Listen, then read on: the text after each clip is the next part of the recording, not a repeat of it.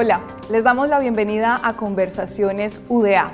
Hoy les proponemos el análisis de un periodo de tiempo, 30 años de la despenalización de la dosis mínima, y para ello contamos con una experta, profesora e investigadora de nuestra alma mater, la profesora Isabel Cristina Posada Zapata, quien además coordina el grupo de investigación en salud mental. Bienvenida, Isabel, ¿cómo ha estado?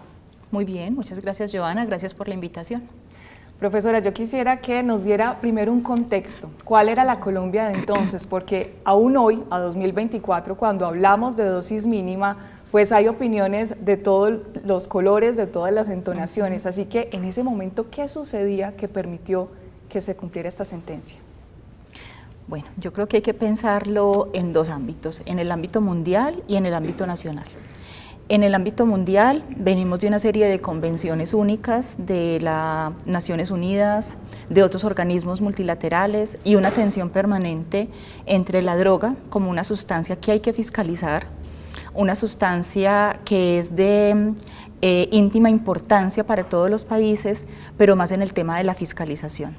Siempre equiparando el consumo de sustancias con un crimen, con algo que se tiene que anular, con algo que se tiene que erradicar. Así veníamos en una serie de convenciones de Naciones Unidas que difícilmente iban a hablar de legalización, difícilmente iban a hablar de regularización, sino que siempre estaban encaminadas más hacia la fiscalización y hacia el control del tráfico de sustancias. Ese era como el terreno internacional. Sin embargo, en los 90 empiezan a darse una serie de discusiones en el país y también a nivel global acerca de la lucha contra las drogas y la ineficacia de esa lucha. En el país empieza a darse un movimiento político que surge de los jóvenes y que termina con la Constitución de 1991. Ese es un paso fundamental porque empiezan a oírse voces que tradicionalmente no eran escuchadas. Viene la sentencia de Carlos Gaviria, la sentencia constitucional, que le abre paso a oír esas voces que tradicionalmente no eran escuchadas. Y es que entonces pasamos de ver al consumidor de sustancias como un criminal o incluso como un paciente, a verlo como un ser humano dotado de todos los derechos. Ese es el contexto, es un contexto donde ya se empieza a debatir acerca de esa eficacia de la lucha contra las drogas, empiezan a darse voces incluso como la del presidente Carlos Gaviria también en los 90, César Gaviria. César Gaviria, quien en ese tiempo incluso también empieza a abanderar esa discusión en los terrenos internacionales y a decir, tal vez este no es el camino más indicado para dar esa lucha. Entonces ese es el contexto, es un contexto de tensiones, de voces que abogan por los derechos, pero también de voces muy fuertes y que se sigue presentando hoy por hoy en el terreno de la prohibición, en el terreno de la erradicación, y que dejan de escuchar incluso ciertas evidencias científicas como las que producimos en la academia, donde damos cuenta de la ineficacia de medidas como la erradicación o el cero consumo. Ese es a nivel global el contexto que teníamos para ese entonces. La Constitución del 91 es una constitución que es mucho más libertaria, menos autoritaria y que le abre paso a esas voces, voces que se concretan en la sentencia de Carlos Gaviria del 94, donde dice, tenemos derecho a la autonomía, incluso a la autonomía en salud. Yo tengo derecho a decidir sobre mi cuerpo y eso abre la boca, abre el camino para que las personas empiecen a pensar qué quiero hacer con mi cuerpo y qué quiero hacer con mis consumos. Eso es la cosa más importante. Y tenemos estas libertades entonces para el ciudadano, pero ¿qué implica en el sistema de salud? ¿Hay cambios en ese momento respecto a esta sentencia? Claro que sí. El sistema de salud, de una manera tradicional, pensada solamente desde lo tradicional, entonces piensa en el terreno de la prevención o en el terreno del tratamiento. Cuando se piensa en el terreno de la prevención, ¿qué se quiere? Lo que se quiere es evitar que las personas consuman, evitar, por ejemplo, el inicio temprano en jóvenes, y eso sigue siendo muy importante. Claro, se ha demostrado desde la academia, no desde el mito, que si una persona empieza a consumir de manera temprana algún tipo de sustancia psicoactiva, incluyendo el alcohol, muy probablemente a lo largo de su vida va a tener más posibilidades de tener un trastorno por uso de sustancias. Y aquí es importante empezar a delimitar algunos conceptos. No es lo mismo consumir que tener un trastorno por uso de sustancias. No todo consumidor va a tener un problema de adicción o un problema de abuso, ni siquiera con el alcohol. Eso es bien importante empezar a diferenciarlo. Entonces, ¿qué pasa con el sistema de salud? El sistema de salud ya no solamente tiene que pensar en cómo prevenir el uso de sustancias o cómo tratar a las personas que ya no quieren consumir más, sino que tenemos que empezar a pensar ¿y qué pasa con ese grupo de personas que aunque consumen no quieren dejar de hacerlo, sino que quieren de pronto dejar de tener problemas con ese consumo? Aquí es importante hacer unas diferencias. ¿Qué es tener un trastorno por uso de sustancias? Como para que todas las personas nos entiendan. No es el que consume de vez en cuando, ni el que experimenta alguna vez. Es esa persona que cuando empieza a consumir una sustancia, legal o ilegal, no puede parar de hacerlo. Inclusive con una sustancia legal como el alcohol. Entonces, yo soy un abusador del alcohol cuando me tomo una cerveza y no paro sino hasta que pierdo la conciencia. Soy un dependiente cuando todos los días me tengo que tomar un aguardiente. Y eso mismo pasa con las sustancias ilegales. Si yo todos los días tengo que consumir un poquito de la sustancia, es porque mi cuerpo lo pide, mi cuerpo solicita que yo tengo que tener esa sustancia en mi organismo para medianamente estar regulado. Y si no, mi cuerpo lo va a pedir, y ese es el síndrome de abstinencia. Voy a temblar, voy a vomitar, me voy a sentir muy irritable, pero no todas las personas tienen ese problema. Si vamos a las estadísticas, en el mundo entero, una gran cantidad de personas ha consumido alguna vez una sustancia psicoactiva. Alcohol, tabaco, incluso para nosotros, los profesores de la universidad, consumimos todo el tiempo cafeína. Y eso es una sustancia psicoactiva. Entonces, alguna vez en la vida, pero ¿quiénes tienen problemas? Una mínima proporción de la población. Entonces, ¿de qué se tiene que ocupar el sistema a partir de la sentencia? De las personas que también tienen problemas, pero quisieran disminuir un poquito esa cantidad de problemas, porque a veces abuso tanto que no voy a trabajar, o no soy capaz de pensar, o conduzco, entonces ya no soy capaz de manejar. O tengo problemas con mi familia, mi esposa está enojada, mis hijos no me quieren hablar, tengo problemas con mis compañeros. Y esa estrategia, esa manera de pensar el asunto de las drogas se llama disminución del daño o disminución del riesgo. No quiero erradicar, sino que quiero disminuir los daños o disminuir los riesgos asociados al consumo, y de eso se tuvo que empezar a ocupar el sistema de salud, porque ya no era solamente prevenir o tratar, sino disminuir los daños en una persona que ya consume. ¿Cómo hago yo, doctora, para que en vez de consumir tanto, consuma un poquito menos? ¿Cómo hago yo para controlar, para que sea el fin de semana, para que no sea antes de ir a trabajar? ¿Cómo hago para disminuir la cantidad de sustancias? Empiezan a aparecer inclusive terapias de sustitución con opiáceos. Yo consumo heroína, pero mi médico, el toxicólogo, me puede recomendar una serie de tratamientos donde yo voy disminuyendo poco a poco el uso de la sustancia, y a lo mejor no llego a cero. Pero eso también implica una desestigmatización de las personas, porque si a quien tengo enfrente es una persona que está tomando decisiones, y esa es la base de la sentencia, es porque tú tienes el derecho de decir, yo quiero seguir consumiendo, pero de una manera que me haga menos daño. Eso se puede, y el sistema de salud tiene que responder, sí, sí se puede. ¿Y cómo lo vamos a hacer? Disminuyendo la cantidad, disminuyendo la dosis, disminuyendo la frecuencia, te vamos a acompañar, además porque quien tiene problemas por el uso de sustancias generalmente tiene problemas con otras sustancias y con otras áreas de la vida. Si el sistema no me acompaña en el punto de vista psicosocial, en lo laboral, en la rehabilitación, por ejemplo, para poder hacer otros trabajos, probablemente yo, como enfermo crónico o como una persona que tiene problemas con esa sustancia, voy a seguir haciéndolo. Cada vez que tenga otra vez el problema con mi familia que no lo he resuelto, vuelvo y consumo. Cada vez que en mi trabajo me digan algo, vuelvo y consumo, porque es un asunto crónico. Entonces, si no me acompañan en todas las áreas de mi vida y en todos los derechos que yo tengo, a educarme, a tener vivienda, a tener una vida digna, posiblemente lo voy a volver a hacer. En ese escenario de los diversos perfiles que usted nos describe, profesora, ¿en qué momento aparece el consumidor recreativo y cómo este también tiene que, digamos, tramitar un poco ese estigma y ese peso que hay en el sector de la salud? Claro, yo creo que el estigma no solamente está en el área de la salud. Los medios de comunicación, de hecho, pero apoyados por todo ese sistema político y estructural que tenemos en el país tradicional, han apoyado mensajes como la mata que mata. O si tú consumes, en menos de 15 días vas a estar robando en tu casa y no vas a poder evitarlo. Entonces, ha habido una serie de mensajes, de mitos que son equivocados y que han propiciado la igualdad en la imagen de las personas, del común de las personas, de consumidor igual criminal. Algo muy malo va a ser. Carlos Gaviria nos decía en la sentencia, uno no puede juzgar a las personas por lo que se supone que van a hacer, sino por lo que hacen. Cuando yo criminalizo a quien consume, de entrada estoy diciendo, usted va a cometer un crimen, y a lo mejor no has hecho nada, es muy probable que no hayas hecho nada, pero eso ha producido un estigma.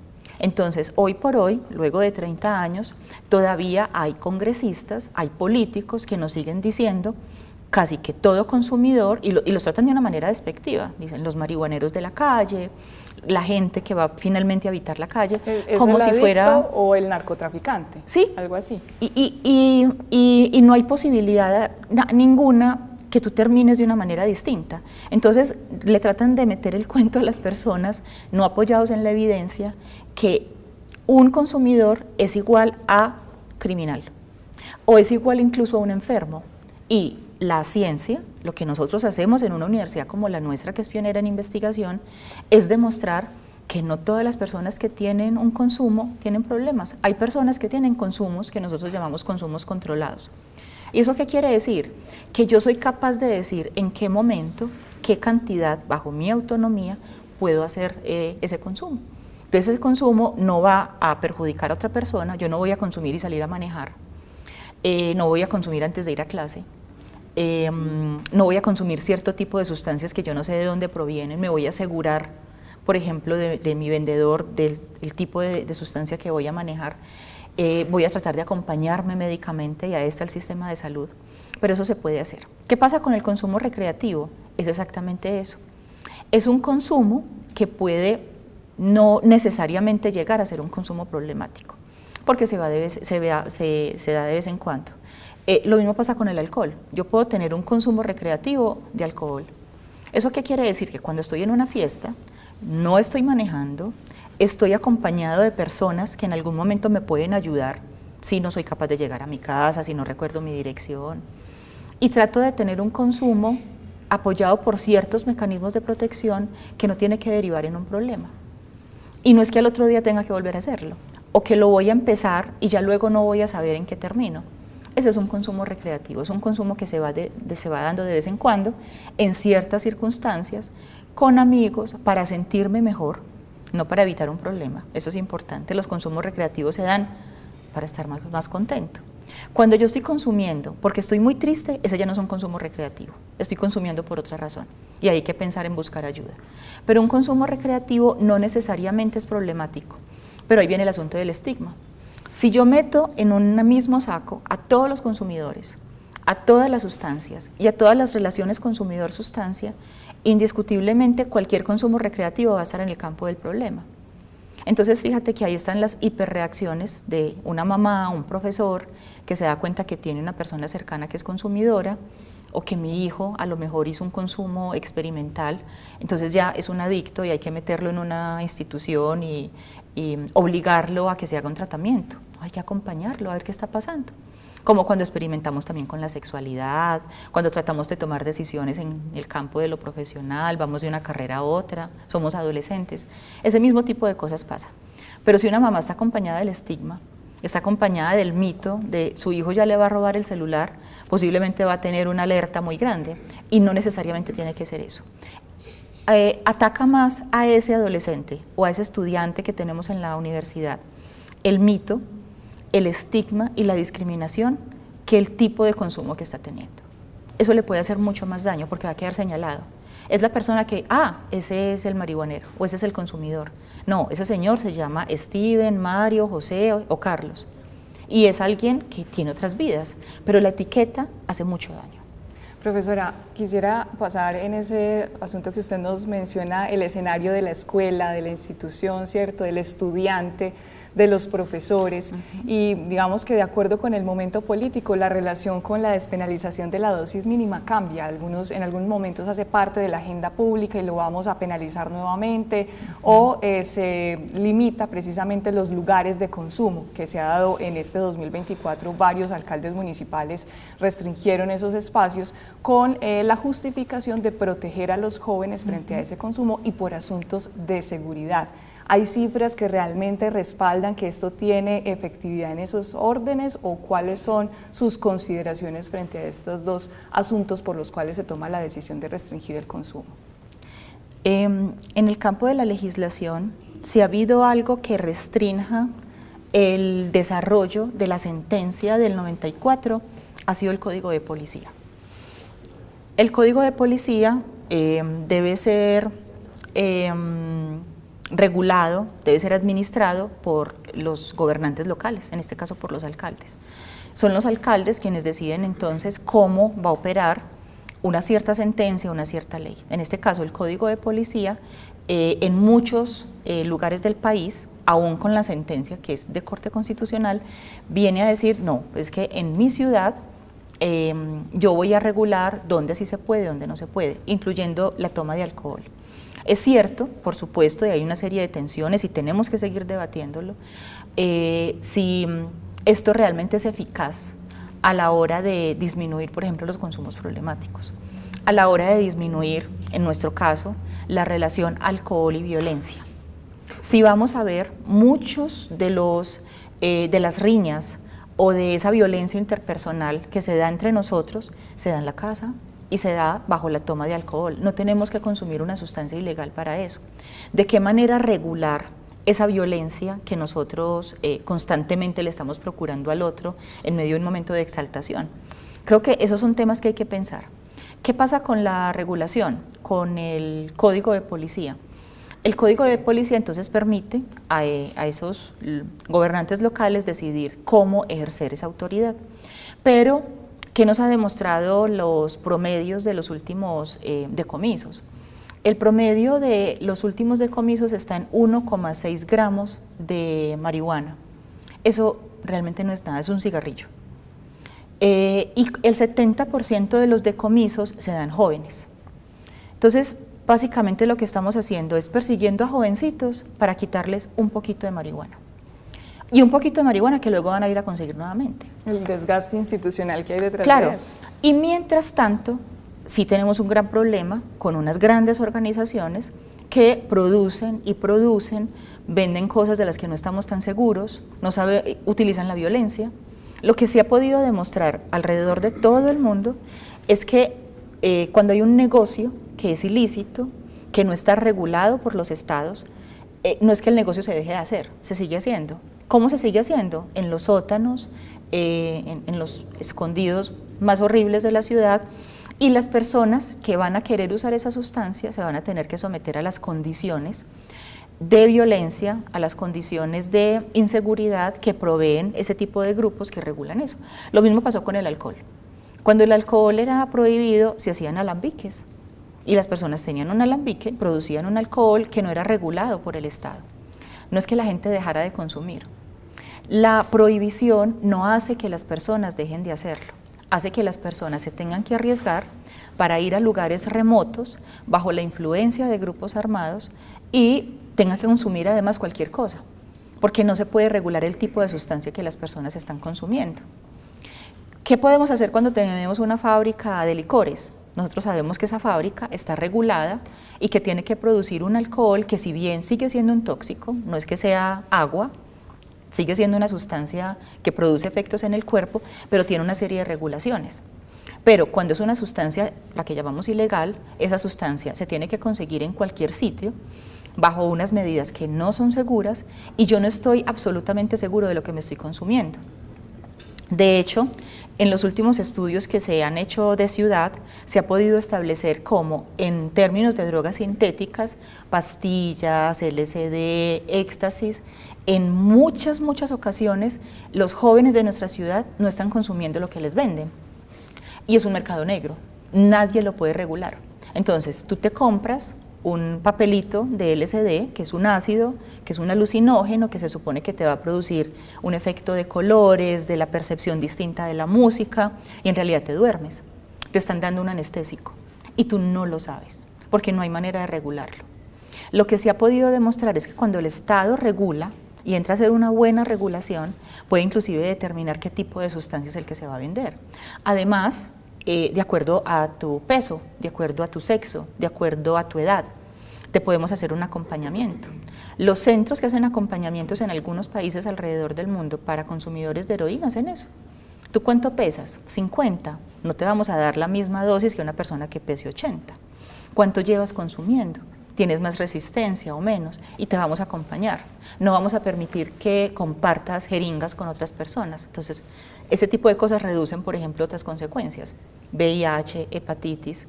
Es un asunto también de costo-beneficio, pero viene el estigma. Entonces lo que queremos es que todo el mundo se inyecte. No, lo que queremos es acompañar al que se quiere inyectar para que lo haga de la mejor manera posible y acompañado por el sistema de salud. Esa podría ser una de las deudas a 30 años de la despenalización, porque uno dice, lo puedo consumir, tengo una dosis mínima que me autorizan, pero ¿dónde la consigo? Claro, ese sigue siendo el asunto, y el asunto sigue siendo una lucha en el terreno de lo político y en el terreno de lo económico. Seguimos teniendo sectores tradicionales que tienen mucho público, tienen mucha audiencia, y dicen cosas a viva voz, dicen cosas como, claro, hacen generalizaciones. Es que entonces si se permite el porte de la dosis mínima, el mensaje que le estamos enviando a nuestros jóvenes es que consuman. No, lo que le estamos diciendo es, si usted es un consumidor y usted tiene esa dosis mínima con usted no está cometiendo un delito y nadie tendría que quitársela, nadie, porque usted la puede portar. Inclusive hay ciertos conceptos como la dosis de aprovisionamiento, donde no solamente se puede portar la dosis mínima, sino una dosis más allá de la dosis mínima, y es la justicia la que tendría que probar que usted no está vendiendo esa sustancia, así tenga más dosis mínimas de las que pudiera. Pero sigue habiendo el estigma, entonces decimos cosas como de ese estilo, y ese sector tradicional político que tiene mucha fuerza en este país, que somos muy tradicionalistas, muy temerosos, y que a veces no leemos bien la información que puede proveer de fuentes como la academia, entonces nos llenamos de mitos y a partir de esos mitos operamos, porque nosotros creemos en esos mitos, entonces creemos cosas de ese estilo. Cosas similares pasan, aborto, entonces hacemos una aceptación de poder abortar en ciertas circunstancias y se dice, ok, entonces ya todas las mujeres van a abortar. Y se hacen ese tipo de generalizaciones que son muy dañinas para el ámbito de la salud pública, porque estigmatiza. El estigma hace más daño, insisto, que la relación con la sustancia, porque lo estamos tachando de criminal. Entonces, deudas, seguimos estigmatizando y seguimos equiparando consumidor, criminal o enfermo. Y puede ser que no sea ninguna de las dos, ni criminal ni siquiera enfermo. Puede ser un ciudadano que está tomando decisiones sobre su vida. Y en esas deudas también está la responsabilidad en materia educativa, en la prevención frente a estos temas. Claro, seguimos pensando de una manera errónea que es mejor no tocar ciertos temas porque tocar ese tema es estimular a nuestros jóvenes, a nuestros niños. Entonces, en la guardería, en la escuela, no vamos a hablar de drogas, no vamos a hablar de género, no vamos a hablar de sexualidad. De hecho, en muchas escuelas en los Estados Unidos, dependiendo del tipo de gobernador que se tenga, se hacen ese tipo de provisiones. Entonces se dice, en este estado no vamos a hablar de género. ¿Y qué hacemos con un niño o una niña que tenga ciertas condiciones que le hagan pensar que de pronto tiene una orientación, una manera de ver la vida homosexual? No va a tener ni siquiera un lugar para conversarlo, porque de eso no se habla. En mi casa consumen sustancias psicoactivas, pero yo voy a la escuela y en la escuela nunca me hablan de eso, pero mi papá y mi mamá sí lo consumen en casa. Entonces, es una deuda que tenemos. Yo creo que las cosas no son iguales, no es que estemos igual a hace 30 años. Yo quiero pensar positivo y quiero pensar que las sociedades no siempre son iguales, van pasando cosas. Hace algunas décadas las mujeres no votábamos, hoy votamos. Hace algunas décadas no se podía hablar de ciertas cosas o normalizar ciertos comportamientos, por ejemplo, en las sexualidades diversas. Hoy vamos aprendiendo un poco del asunto. Yo creo que poco a poco se va dando. Y hay escuelas que se van orientando a pensar el asunto, a dar información a sus chicos y chicas y a pensar que esta información hace parte de toda esa batería que tiene que tener un ser humano para tomar decisiones. y que esa batería de información no lo va a llevar a hacerlo. Las personas lo van a hacer, si lo quieren hacer, con información o sin información. El lugar de la escuela sería dar esa información. Y no solamente la información, también acompañar en los otros contextos.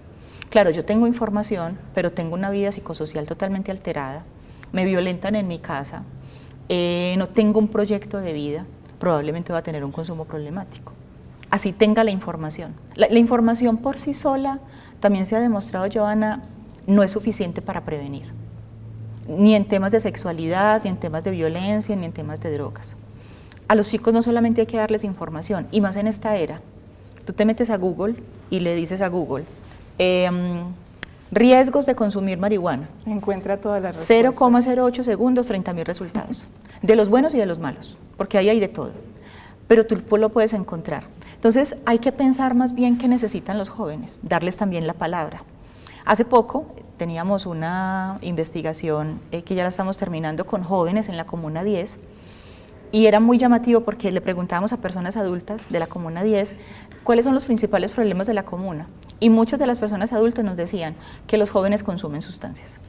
Entonces dijimos, vamos a hablar con los jóvenes, y empezamos a preguntarles a organizaciones de jóvenes o a los jóvenes en la comuna, y nos decían, claro, el problema, sí, yo consumo marihuana, pero es que en mi casa me violentan, pero es que somos muy pobres, pero es que no tenemos comida, vivimos en un inquilinato, no somos de este país, y todo el mundo nos estigmatiza. Yo no quiero vivir, yo no le veo rumbo a mi vida. Entonces una manera de tratar de estar un poquito menos triste es consumir. Entonces realmente, ¿para qué nos vamos a poner a decirle, a ver, yo te quiero contar cuáles son los riesgos de la marihuana, cuando la vida se le está cayendo a pedacitos en la casa? Hay que tratar ese otro asunto, las oportunidades de trabajo, de una vida digna, de empleo, el reconocimiento de las personas plenas como seres humanos, independientemente de dónde vivan o del estatus migratorio que tengan. De eso nos tendríamos que ocupar. Y tal vez, si este joven tiene una vida un poco más equilibrada, un poco más tranquila, tiene un poquito más de esperanza, no consume. O consume de una manera menos problemática. Si la vida la tiene vuelta a pedacitos, probablemente va a seguir consumiendo. Profesora, quisiera para cerrar brevemente, en su momento la despenalización de la dosis mínima nos puso en un plano de adelantados a nuestro tiempo, y no sé en este momento a 30 años, ¿cómo percibe usted que estamos precisamente frente a las decisiones en esa materia? Seguimos en tensión. Prueba de ello es el Código de Policía. Seguimos en la tensión política, pero seguimos debatiendo. Creo que cada vez hacemos más debates alrededor del asunto. Esto no se va a acabar hoy, probablemente dentro de 20 años estamos cumpliendo los 50 años de la sentencia, estamos diciendo, bueno, ¿qué hemos podido adelantar?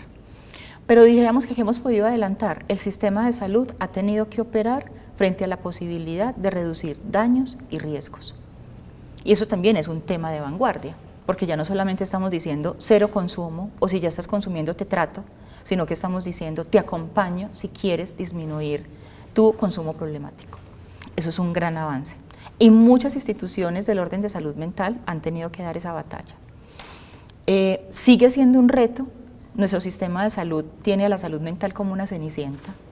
Es mucho más fácil que a ti te atiendan rápido si por supuesto tienes una fractura o te accidentaste conduciendo, que si estás llorando mucho.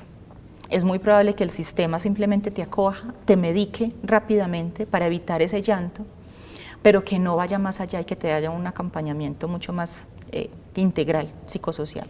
Eso es una deuda que tenemos. Pero digamos que poco a poco vamos a ir avanzando institucionalmente en esa respuesta. Bueno, queda mucha tela por cortar, como decimos coloquialmente, y a la profesora Isabel Cristina Posada Zapata le agradecemos muchísimo estos elementos de análisis que nos entrega frente a este asunto, coordinadora del Grupo de Investigación en Salud Mental de nuestra Facultad Nacional de Salud Pública. Profesora, muchísimas gracias. Gracias a ti, Joana. Y a ustedes muchísimas gracias por estar ahí, por acompañarnos en esta Conversaciones UdeA. Hasta una próxima.